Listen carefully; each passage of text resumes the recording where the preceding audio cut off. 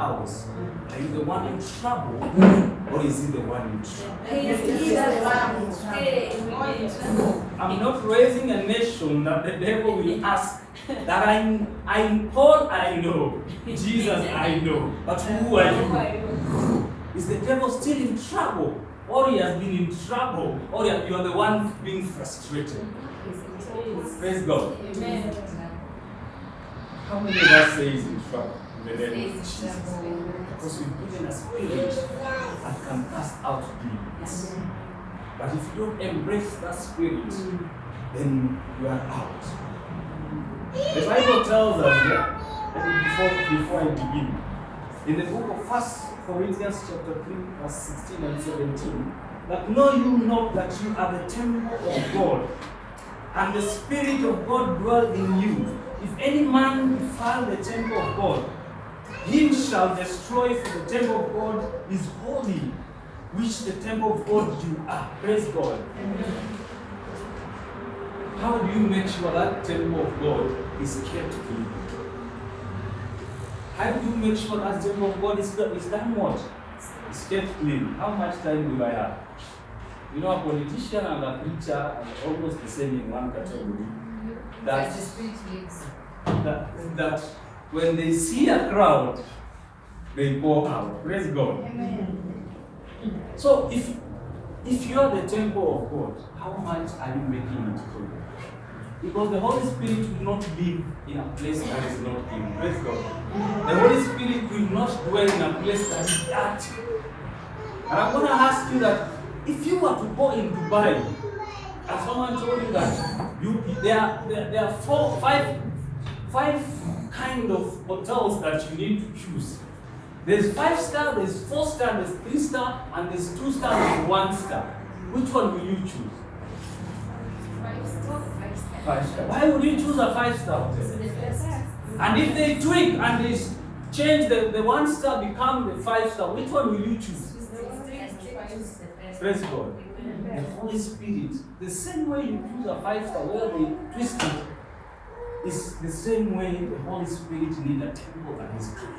Because you believe that whether they have changed it unknowingly or knowingly, so long as they've told you that this is the 5-star of Dubai, then I'll go for that. And that is how the Holy Spirit even speaks to us. Fill us. Praise God. Amen. Let the Holy Spirit fill you today in the name of Jesus. Amen. My sermon today comes from the book of 1 Chronicles chapter 12, verse 32. Praise God. Amen. 1 Chronicles chapter 12, verse 32.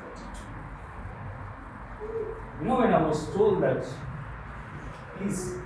last time I was supposed to preach, I refused. And then I said, let me come and see, so that next time the Lord will lead us. And this is the next time. Praise God. When I was told to prepare a sermon, this is what came into my mind. That very day, this sermon has been used several times, but it is never dilute. The word does not dilute itself. Praise God. Amen. So the book of 1 Chronicles chapter 12, verse 32. If you're there, say amen. Amen. I want to just bring out the qualities of the sons of Issachar. Praise God. Amen. What qualities did they have? Amen. That made them so special in the house of David, in the spiritual realm. What made them so special? Praise God. Amen. And I will read. And of the children of Issachar, which were men that had understanding of times, to know what Israel ought to do. The head of them were 200, and all their brethren were at their command.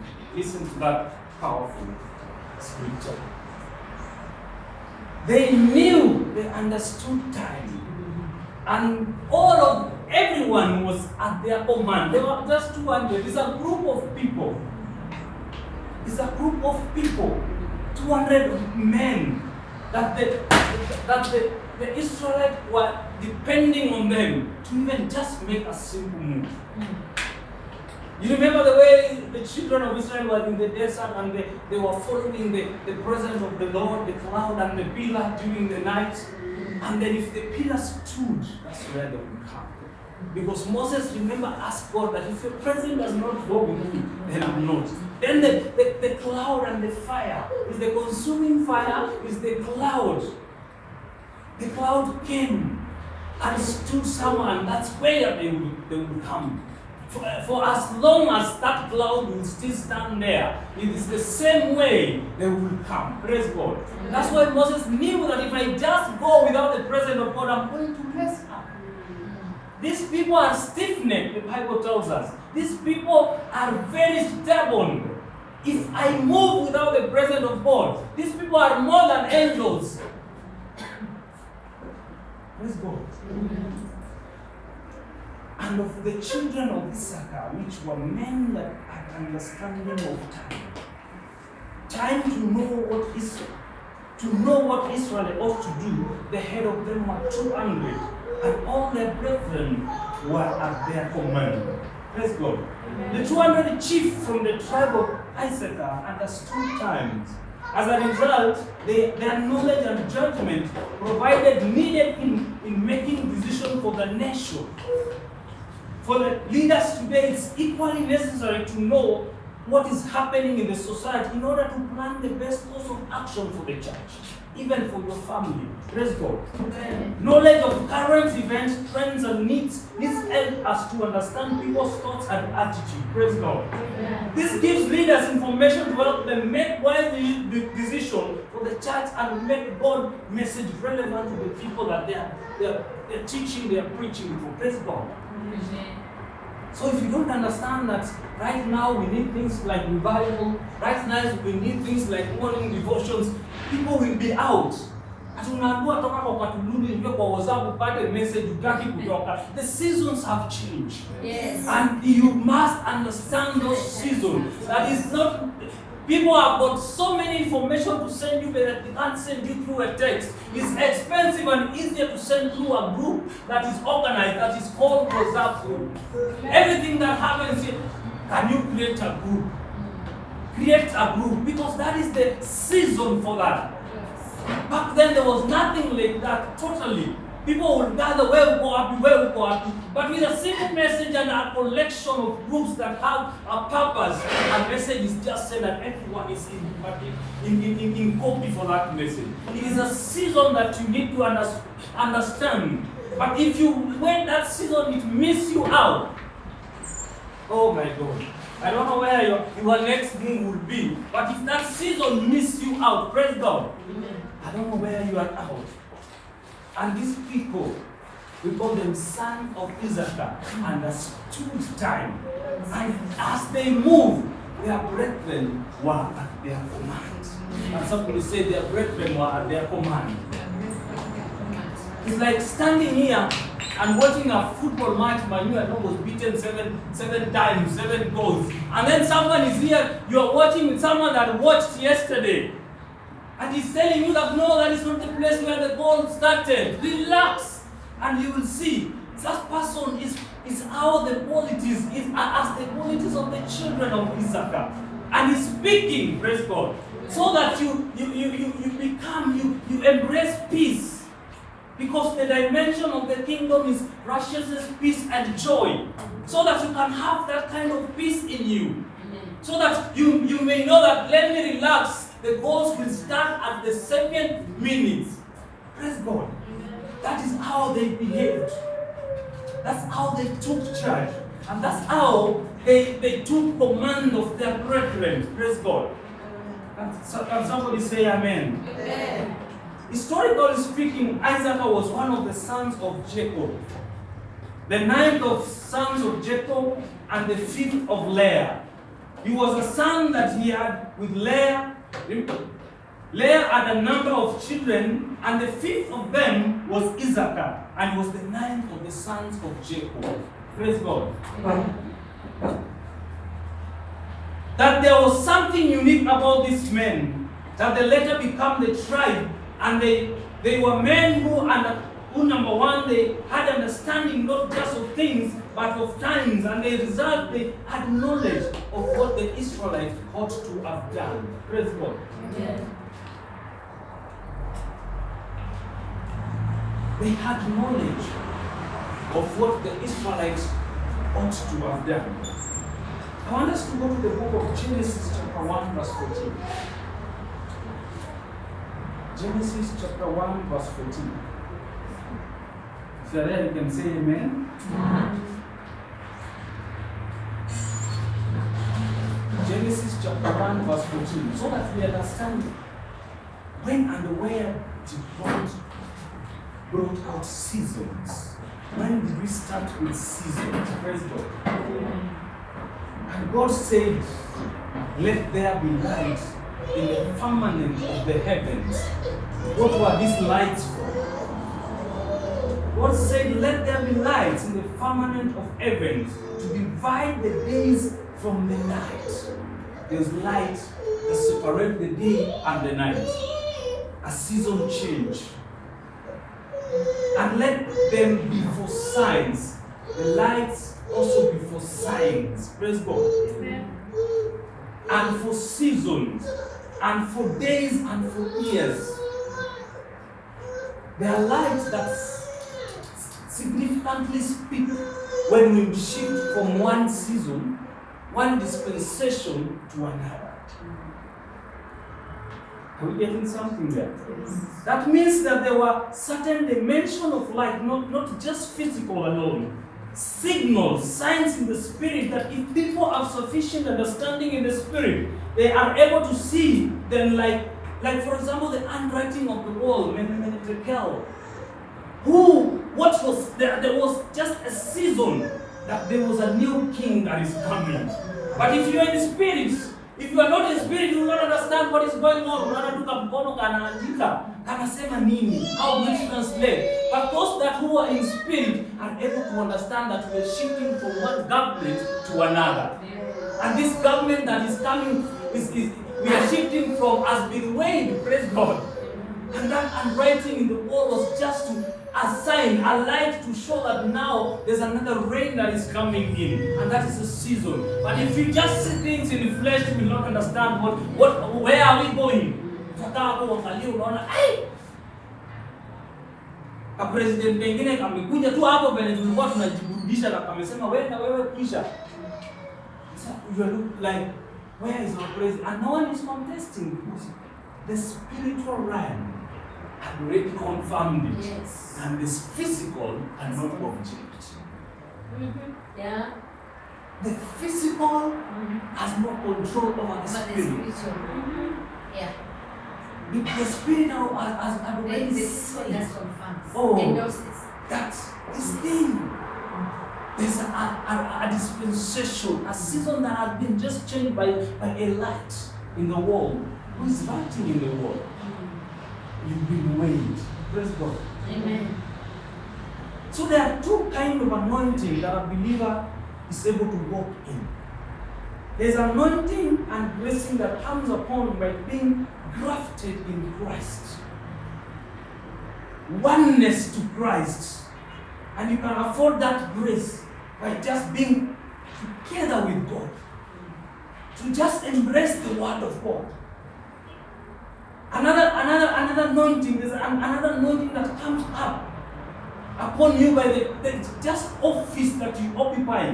When God calls you and mandates you and gives you an office, there's a grace that comes with it. Yeah. Remember Samson? I was looking at the story of Samson. He was given that kind of office to speak, to defend the Israelites. And there was a grace that came with it. There's a mantle that you are given, Yes. that you should not be sharing with any other person.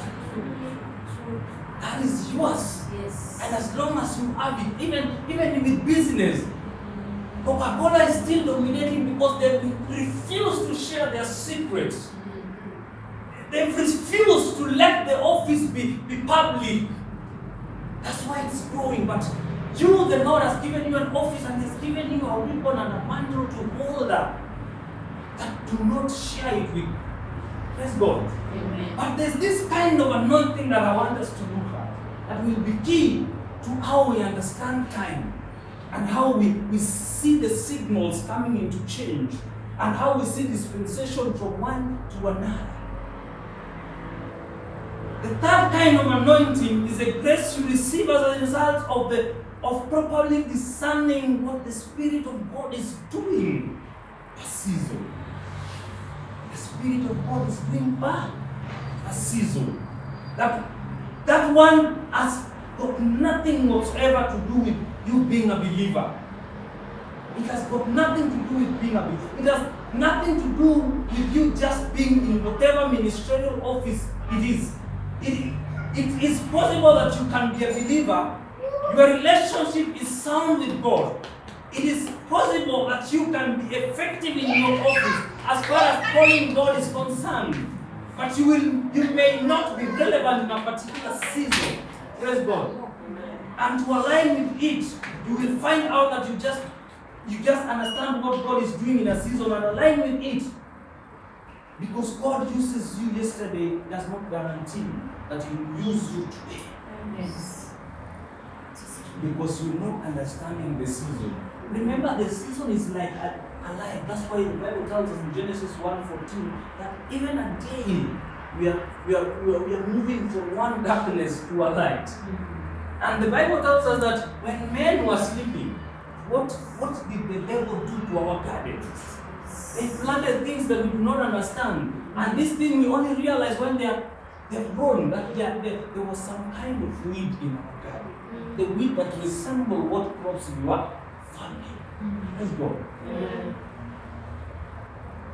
The continuation of being in God's program, it depends on many factors among them. Your anger for the things of God. Your pursuit for the things of God. But your discernment of what is doing per season. This is where I believe many believers missed it. We missed that. Because we are supposed to show the difference between those that are on the other side with us we've sinned. We need to see the difference between Saul and Paul. When was the season? There was a light for Saul until there was a light of Jesus Christ. So what lights are we looking at for our season as it changes? Praise God. Every time season change, they come with a lot of inconveniences, and we always do not want to make the kind of adjustment that new season demands. So we would rather prefer to keep our tents on the old season, our old wine. We are still preserving them. You know, it's typically a human nature. You are praying for God for this bottle, but uko na ile Keringeti unangoja Mungu afe ulete hivi. That is typically human being. That's how we behave. Resisting change. Yeah, we resist change, but we want to help God to work His miracles. Because unaomba, you know what you're praying for. You know exactly what you want, but you have a backup plan in case God fails. That is who we are as human beings. Yes, true. Go and look at the story of Gideon. Gideon was told, yes, you're the one that's going to rescue the children of Israel. But God, I'm the least from the tribe of Benjamin. How can you use me? I want you to prove to me. Prove to me. And really, in Judges 6, he says that I want you, don't be angry with me. This is the last time I'm asking for a sign. That's who we are completely. We have plan B. That tutachomoa hivi kidogo tumeweka. We continue. It's true. We do not want to wait until God manifests in our life. Because God's purpose will always prevail. But it does not guarantee how plan is going to make sure you achieve His purpose. The plan might be different because the devil is also striking. So kama alisema utaenda kuangana na gari, devil ameshakaa pale hapo chini anapungo. So the plan has to change, but the purpose is still there. You have to go. Paul had to go back to Rome, but the Lord did not promise the how. He went as a prison. By the time he was reaching there, he was free. Yes. That is how God God works, His purpose will always prevail. It doesn't matter, the plans and purpose of God are different. Yes. Because He gives you a plan. Yes, He has got good plans for us, we know. We are confident in that. We have got good plans. Plans not for evil. He tells us, Jeremiah 29:11. But His purpose in you shall prevail. If you want to use you in a very vast way, He will do it. Whether they frustrate you every day, whether you buy a Bible, you will make it work.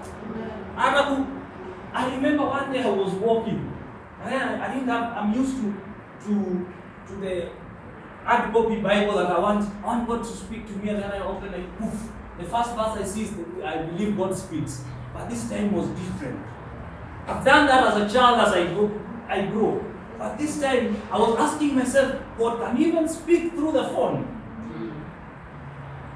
How it happened, I never know.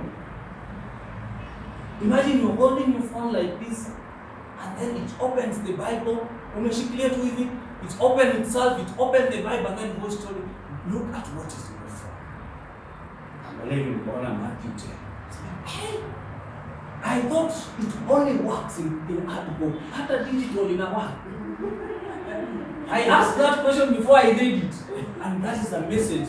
The voice told me that is a message for so and so. Amen. That's a message for so and so. And then when I went and told my boss that, you know what, this is the message of so and so. This message is very serious. And it happened. It has happened. Praise God. Amen. His plans and purpose. The purpose still stick. But the plan can change depending on how the devil strike. Akisema umeenda raudada na kukujia hapa na helikopta. Utaenda bado raudada. The boss zile anakaa amekamp na tule tukitiwa polisi tu kutoboa taya na kungoja hapo ati akupite. Ai, anaona papa jamani una anapepea. His plan has to be. Praise God. Amen.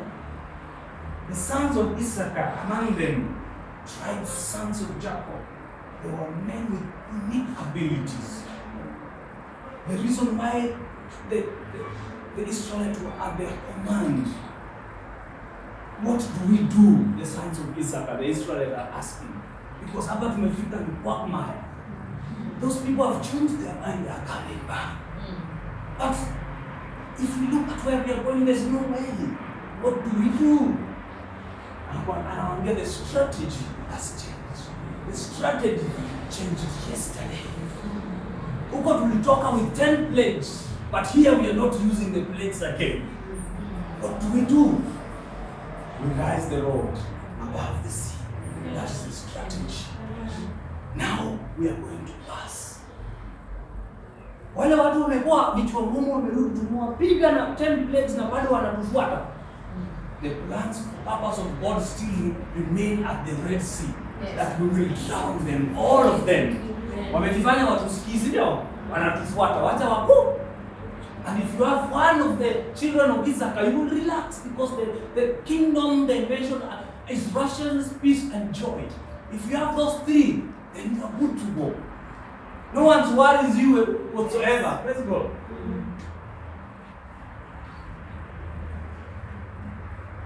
Once upon a time,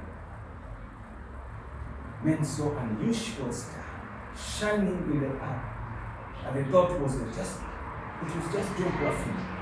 As for them, what is happening? They asked themselves, why is there such an unusual glow and illumination on earth?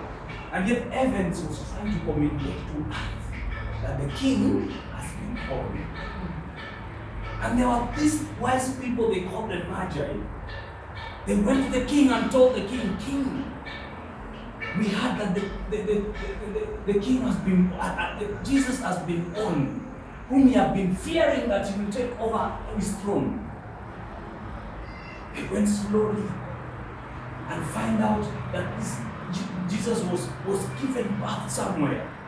And that was a season that changed. The light, another light, another sign that was hampering. Heaven was trying to communicate that the King of Kings and the Lord of Lords is around. Ukienda kwa nyumbani alafu umengoja anko na uone gari yake imepark pale, anko is around. Anko wa magoodies ako around. You've seen the sign, you've seen a light. Anko wa magoodies atafutwe. Because you've seen the sign. And if you know how to read, anasema mwenye anko anajua gari ya anko atauliza anko umemwona wapi? Wewe mpaka kama ni kusho. Hii gari ni ya anko. Sio? Which means the sons of Issachar are coming out to tell you that there's another dispensation. Ile kununa yenye tumekuwa tukinuna hapa, the situation, the season has changed. Tutanunuliwa maswiti. Huko nilikuwa nasema. Maswiti zimefika. And if you don't know how to tap, you don't know whether at this dispensation, a season of goodies, a season of harvest has arrived. And these people saw this star, and they went and told the king that we are going to look for this star. This is a very unusual illumination. The sons of Issachar, they understood time very well. They went to Aaron and said to him that we have come because we are wise men. We are astrologers. We are coming because the sign is directing us that the king has been born. He said, really, call my people to confirm that. They went and checked and said, it is true, therefore go and check. The king, when you find him, let me know that I can, so that I can go and bow down. No. Because that season requires a strategy. You don't end a season with the whole stuff. It is amazing how God can be doing something in a season, but millions of people in that season are blinded completely from what God is doing. Believers most of the time are likely victims of conclusion in the realm of the spirit. We do not participate in things that happen in the realm of the spirit. We just know that the season unfolds before us, whether good or bad, it changes. Praise God. Yeah. This man called Elijah, he was making transaction with God. That 3 years they should not be. Umekaa tu na kama unauliza kwa nini kuna drought? Kwa nini kuna drought? Even other prophets did not understand what is going on. But this just one man is making transaction with the heavens that teach them a lesson. There will be no drought. There will be no drought as long as Elijah has spoken. Someone is making transaction with the heavens, the spirit, before it becomes 3 years of physical drought. Umekaa tu nde, ujiulize Mungu neke, nini inaendelea huku? Ask and it shall be given. Seek and you shall find. Knock. Even if there's a CCTV and someone is not knocking and is standing at the door, we will not open until he knocks. That you know, this is our visitors. That's why it's knocking. But if you happen to see him through the CCTV and say, "Hai, kuna kamtu kwa mlango, tutatafuta kwenye tutamshuhudia huko." That is how, when you're seated, this guy is making transaction. One man, that one man was negotiating the destiny of a territory. Elijah, he was not good as the many prophets that came earlier. One man was doing business with God, and even the other prophets who were there were not aware of what is going on.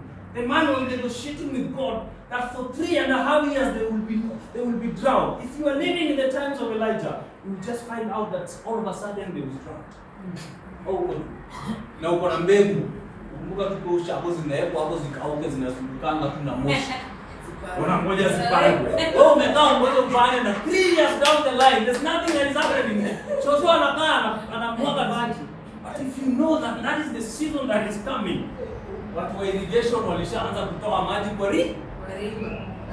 Because they understand the season. Uko tu hapa umekaa tu nde. Anna the prophetess in the book of Luke chapter 2 verse 36 to 8. Hannah prayed and fasted. He knew he was so tired of Jesus, waiting for Jesus. He wanted to bring Jesus. He knows that he's communicating with the heavens to bring Jesus as soon as possible. Wewe umekaa tu unangoja Yesu, ama unaanza kuangalia yule amepita hajazaliwa bado. Still someone is trying to bring him. Wewe umekaa tu unangoja ile siku amefika. Baba amekuja, amefufuliwa, amekufa, ameenda mbinguni, bado unamngoja. Because the season passed. Not the sun. Spirit of the Son. Praise God.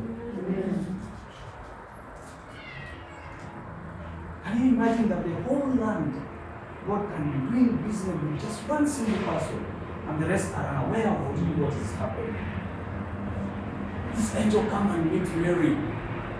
Oh, a season wants to unfold again, and no one understands. People are making business as usual. The qualities of the sons of Issachar. The day the angel came to meet Mary, there was people still making rounds in streets, knowing that the real destiny decision was being made. An angel come to meet Mary. An angel is coming to meet Mary to make a decision for the entire destiny, of you. And you are hardly aware, you are not even a partaker of that. Praise God. Allow us to use your womb, he's asking, to bring the Savior. Yet there were people still moving clueless what is going on, not knowing that something divine was happening. Something divine was happening. Then, the day Jesus was born, can you imagine he was still buying and selling? Imagine people just buying goods from Jesus and they don't know that this is good. This is the Son of God. This is a Rock of Ages. Unaenda kununua bao kwake na wewe ukifika kwa nyumba unasema Mungu Baba tusaidie, na umetoka kwake. You go buy, but you do not understand what is going on. I say, don't be fooled with that 30-year-old man. As he approaches John, don't be fooled. My friend, that is the Rock of Ages. Don't be fooled with that 30-year-old man. That is the man that is coming to save us. The season is just replicating more, and that is the Son in whom I'm well pleased with. Na unasikia sauti na huyu tena.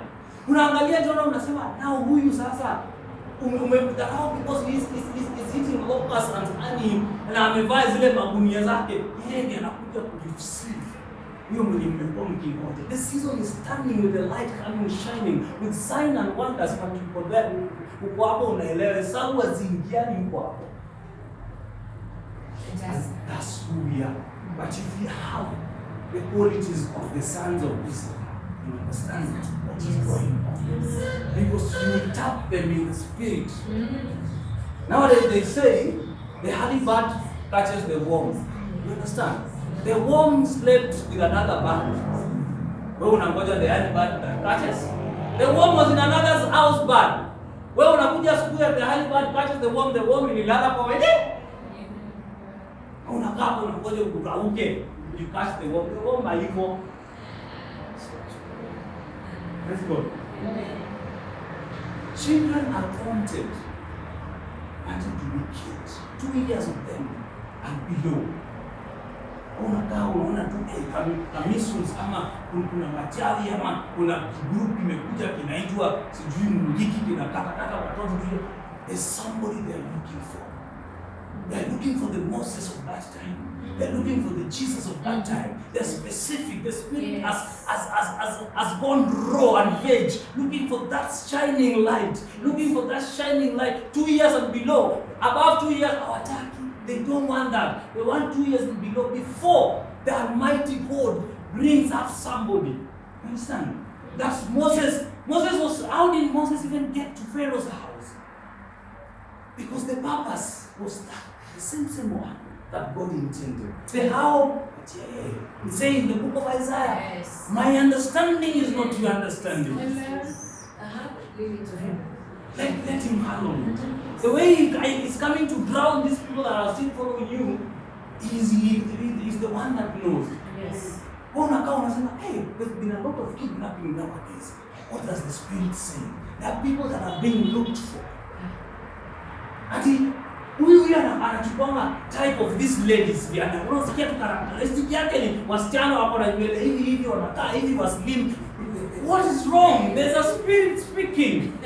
Unakaa unaangalia tu watu wameibiwa, watoto wanaibiwa. There was a day that children were being stolen all over. What was the spirit looking for? Ati wao nani amezaa watoto wake amego missing. Unapigiwa kipindi hapo damu hapo unazaa kama amekufa na hapo wapi? Haonekani. Because the spirit is looking for, the dark spirit is looking for specific children. Below 6 months. Na wapo alienda. Unapigwa kipindi hapo na nasi, unajua kulienda aje. Mara unasikia iko Mama Lucy Kenyatta, iko the same thing happen everywhere. The spirit is targeting. The same way it was targeting Jesus Christ until an angel came to Joseph and said, run!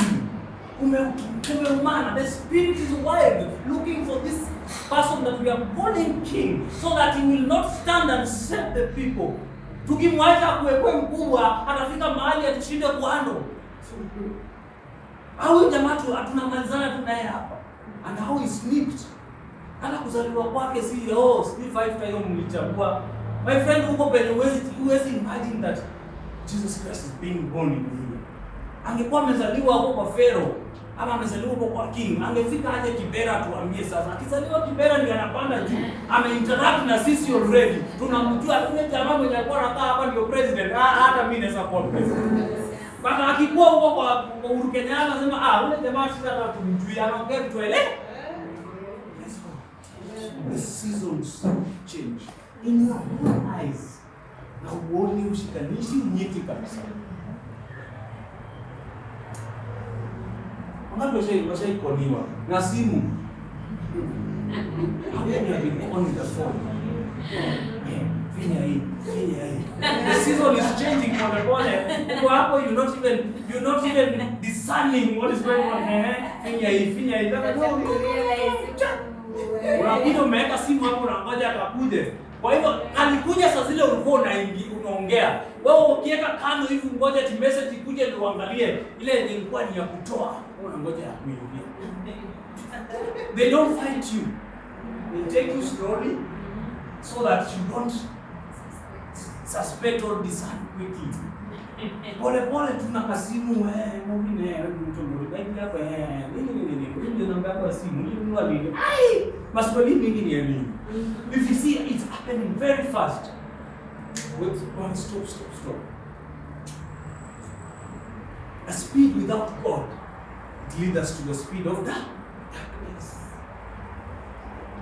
Tunasemanga hata hiyo gari yenye najua ni ya Mungu na ikuwe na tairi 3 na inaenda mlolongo na niko hapo ndani na najua naenda. Wacheni hiyo yenyewe inapita expressway hata kama inaenda town. That's not my direction. Wacha tuende tu, ikifika mahali choke tuwekelee mawe tutoke hapo tuote jua we will get there.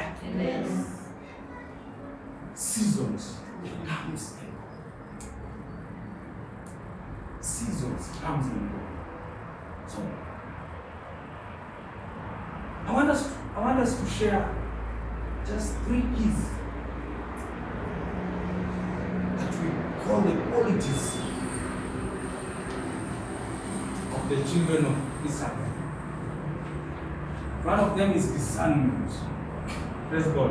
Amen. Discernment through understanding. There were people of superior discernment. They had the faculty and fortitude of discerning.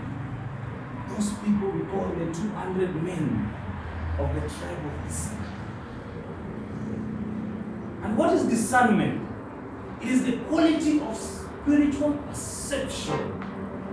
The ability to perceive the impulses of the spirit. Discernment is a thing of 5 senses. If we speak biologically. It is a quality of spiritual perception. The ability to perceive impulses of the spirit. You have to organize your organs to be able to tap the impulses of the spirit. Before they got here, unasikiana kitu kanimeshika mguu. Kitu kanimeshika mguu, kitu kaniongelesha. Sika kitu is this ability to perceive the impulses of the spirit. It's what the spirit wants. Ati nilisikia mimi natembeanga naonanga tu hivi nikiona hivi alafu inafanyika. Please ask God, how can I use this energy, these impulses to avert negatives and build with the positive? Ask God. You cannot be given when you've not asked. It means you do not want it. It bothers you. You're asking yourself, but if you don't ask God, because He's the one that is tapping the spirit. The ability to know what God wants to do and what the devil wants to do. That is what the children of Issachar had. Am I speaking to someone? Yes. You can imagine a human being without the ability to see, the ability to taste, without ability to feel, without the ability to smell, and without the ability to hear. Is that a person? Is that person alive? And you've been given senses to be able to. Kuna siku, when we were in Form 4, the previous form we performed vizuri. Sasa sisi tukajienda, sasa sisi pia tuko now. We were getting, it's a day school, but saa 8:30 tushafika. A day school saa 8:30 tushafika. Alafu nakaa hapo baba, ilibidi waweke stima. Ndio tunakuja na koroboi zetu tunakaa hapo unasoma. Ana sasa unajua utaki kelele sababu wewe wako kwa class wako na kelele already. Unachukua kadesk yako unaenda pale. Ukifika pale unasikia mguu imefreeze. Unasikia ni kama kitu kanatembea. Hauwezi move, kumbe nikamtaka.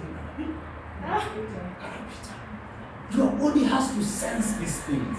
That there's a dark cloud coming out. Discernment. Uko paralyzed. Nione pia kuna tabia mbaya inasimama. Unasikia tu mpaka unasikia size nywele yako ni gani. That is how spirit works. Wanasema the only person that knows spirits are very powerful. You child. Anajua na kuroga na hapo kisi lakini uko na improbe lakini lazima ikupate. He understand how things that started in the spirit, even this chair started in the spirit. Someone imagine anakasema unataka kitu yenye inaweza saidia mtu kukaa. How? Anaka imagine to contemplate in the spirit. That's why you will build a house like this, and when you go there and find out that wamepaka rangi nyesio na pia hii sio rangi nataka, wewe unajuaje ni hiyo? Wewe mwenyewe unajuaje ni hiyo unataka bonga? Because you have seen it already. Uwafika ai liko na kasi juu ya ai weka sink pale. Because you've seen it, the spirit already contemplated. You were there before. That's why you choose an architect that will come and say, this is what I want. Your bedroom is here, not where you put it. It's because you've seen it was started 5 years, 10 years down the line. And you knew this is the roof, how it looked like. Because it started in the spirit. Nothing comes. 5 years, 10 years ago, kulikuwa na Android. So kulikuwa na katululu. What happened? The season changed ukiangalia hizo simu ni expensive, inakuja ile kama tatu hapo. The science, the light has shown, has broken the dispensation of another to another. But wewe umekaa wacha nikae na hata tangu ndio kaishi moto haraka. But the season is what? It's changing. Wanasema bana tuko kwa group, tukwenda kwa WhatsApp wanasema ati invite that person because that person is not there. Can you invite wanatuma message kwa ati we can invite you to join our WhatsApp group. Ligaye, what is wrong with you? The season changed. Hizo ni zile simu unachia watoto just to confirm that are you still home? Let's go. Amen. Seasons. And it's better you understand. Sasa hivi nikwambia kutoka hapo wewe utaanguka pale. You still walk that direction. Hata hajakwambia it doesn't mean it. Anasema wewe kutoka pale unaenda kuangukia pale. Will you go that direction? Why would you go that direction? Because you fear. And you can imagine how severe it can be that ndavunjika ama ndakufa. You are trying to weigh what the risk might be. And if God tells you now that, you know it's very funny how human beings also work. That akiamua, he has faith that a bad thing is coming to happen. Atashikilia hiyo roho, hiyo faith, hiyo imani mpaka hiyo kitu mbaya ifanyike. Na ukimwambia kitu mzuri inakuja kama wewe ni nini unaongea. Unaongea vitu gani? That's how we do. That's how we chase our blessing. Unaongea nini? What are you talking about? But ukisema ati leo nyumba yako itavunjwa. Unakaa tu kiimagine mbele jamaa amekuja amepiga tai kama ameng'oa aje. It's because you're building. But what did you do with the blessing that you were told is coming your way? Ulikaa ukasema ni faith tu ndiye ameniambia ule alama kusema kitu ifanyike. The Bible tells us in 2 Chronicles 20:20, these prophets, listen to them. Listen to them. Yeah, but if you don't, meditate upon that word. Let it be in your heart. We were asking one day what the difference between the Bible and the Word. The Word is once you consume it, because the devil will come. That's why I started by asking, are you the one that will be in trouble if the devil comes into your house? Because you have the Bible, you just have the Bible, you don't have the Word. The Word, you must have consumed it. What is the process of changing a solid into a liquid? Those who did science. Solid into a liquid. You melt it. But what is the process of receiving a word from the book to your heart? Meditate upon it. The Bible says in this book of the law, do what? Meditate upon it day and night. It's given you a season. If this season changes, still be there. If this season comes, still be there. But when I'm going to kaa hapo, Steve akuje kuambia, in Jesus' name you are blessed. End hapo kwa hiyo kitabu. We are growing very useless believers. Oh, niombe. I'm praying for you when we are there with you. So that you can tap it. That is a season. Season just need you to encounter yourself with the Almighty God. I'm just pushing you to your glory. Si mimi nikienda huko Daudi nikuchukue. Is that human being? Ati Mungu amenitendea. Si mimi nitaama niende state nyingine. Ati uko wapi? Ati mimi nilishahama. Ile dili unaona nilikuwa nakwambia ilivana. Ati aje, na mbona huniambia? Na idea ilikuwa yako. That's how you missed it. Because you just want people to pray for you. When do you pray for yourself? When do you create a difference with the season? Praise God. Amen. This one is powerful. The second one.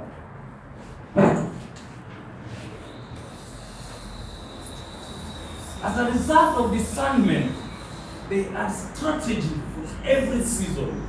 As a result of discernment, they had strategies for every season. This is the second quality we see in the sons of Issachar. They had strategy of every season. When the children of Israel got to the Red Sea, the strategy was just leave the road. Just leave, that was the strategy.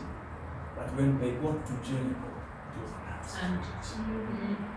It was not, the road will not work anymore. The road will not be effective. Yes. Because that strategy that does not call out for that. Yes. In Jericho, nothing was going in and nothing was going out. You cannot split it with the rod.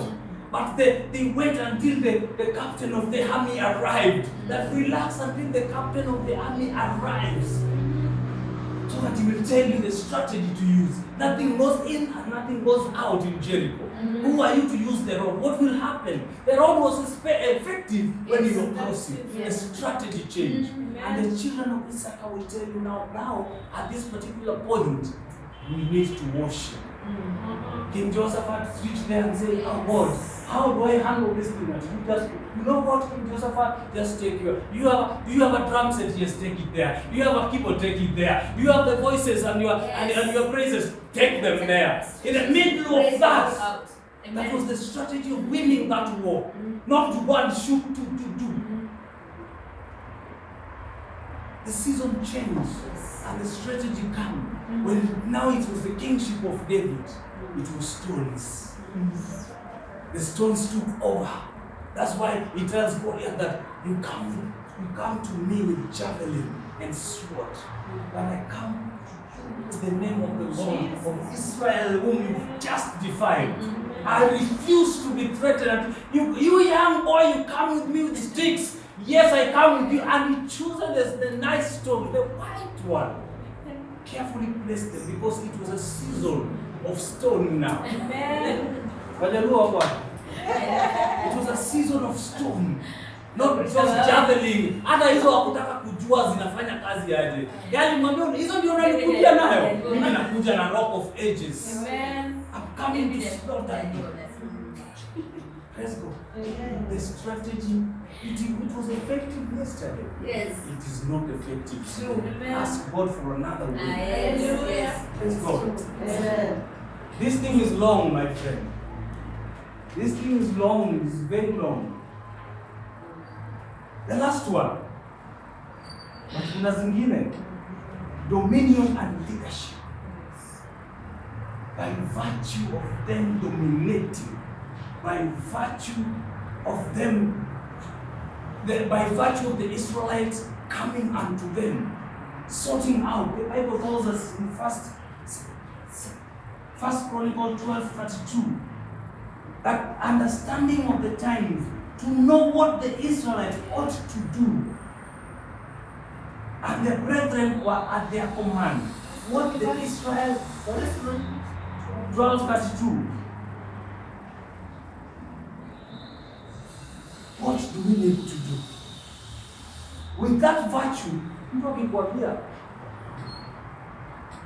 kuja kwambie, wewe anajua tabia zako, unajua siri yako. Ile kitu umefanya najua. Because he knows something. He knows there's a season that you are wrecked. And there's a season that you are spoiled. He will dominate over you. So by virtue of knowing that what needs to be done, kama unatembea na mwenye jui njia na yeye anakuelekeza. Unadhani wewe unatupeleka wapi? Bado ukishapata mwenye ako mbele ndiye anajua njia. Hata aseme turn right na mwingine siku mtazunguka hivi. My friend, mtazunguka because he dominates that race. Hata aseme simama hapo kwanza, niende hapo nijisaidie, utangoja because kwanza unajua wale wajuaji wenye rafu kutesa wanaenda kwa T junction. Nakwambia simama hapo, niende na route. Sijakwambia tunaenda left ama right because they dominated. Hapo tu yeye throw shots hapo. You have to wait. Hata kama hapo tu unasikia tu anang'ang'ana na anapusha siku tu akutamngoja mimi because he dominates. By virtue of knowing what the Lord wants, by virtue of tapping the Spirit, they knew this Israelite were unto them. Let's go. That was the hidden secret. The secrets belong to God. Now the ones that have been revealed belongs to us. Someone comes and says, hey, tunakuwa mgosi. Alafu wewe na doubt zako, uende ukadoubt tu, but you still holding faith na ukakuwa mgosi. Eh, huyu jamaa ndio. Sema, alafu tutakuja next. Sasa next ndakuwa nini? Next ndakuwa nini? Because he has already dominated that. You have to listen to what he's saying. You have to wait until he speaks. Wewe bwana amesema ndio ndio wako amesema kama mzuri lakini sitaki kumfuata lakini ameongea leo kunihusu. You have to go to the Spirit and understand what goes on in the Spirit. And then you come and drop it down. You need to listen to the deaf world. The demons, how they behave. They knew we would be here. They frustrated this sermon from A to Z.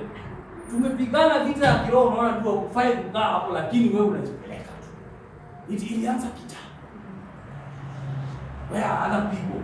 This room is always full. Yes. Because there's war. There's war that you are supposed not to listen to that. You are not supposed to be aware there's a strategy that you need to call God on. You need to be aware of what spirit you are commanding. Praise God. The strategy at the prison at Paul and Silas. You go there, you use that strategy of worship and praise when the doors have no locks. That's when you employ that strategy. Paulo na Sila waliomba. Milango za gereza zikafanya hizo milango za gereza zinafunguliwa na nje si ndani. They have no locks. The strategy is to ingolewe ye. Zingine zikaangi hazina vifungu na uko hapo ndani trap. What do? You call upon the name of the Lord and be safe. Praise God. So usikae tu ask God, I want to. Because I want to close that thing. Hii kitu haishi na neno haliishangi. Linaendelea hapo, ukikuja kesho utapata tu tunaanzia hapo kwenye tulimalizia. Because it's wrong. The moment I was informed, nilianza hiyo siku, when was that? Mbona fikiri imefika pages ngapi? Revelation comes every day. Unasema Mungu amesema nini, wacha niandike before papote. Uko tu rada, you have to listen to what the Spirit that the Lord says. What does the devil say?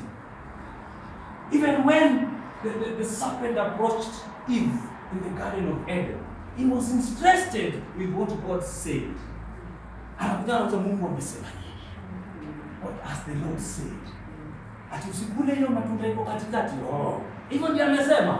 Kwa hivyo hiyo ndiye anajua haiko sawa. The devil will also listen to what does the Lord say about you. And what does the Lord say?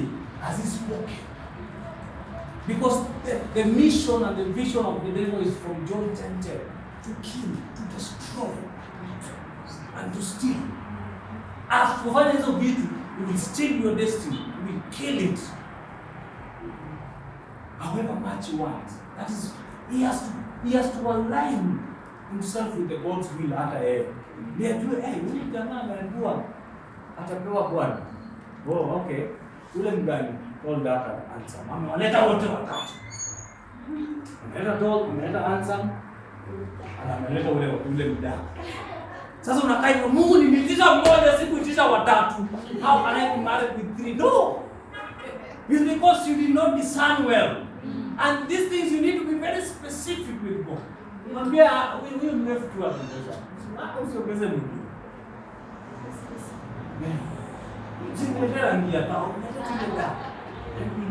True, astadi kuongeza. Because when the devil brings you become confused. That's why unakaa hivi. Unangoja kale ka plan B uweke.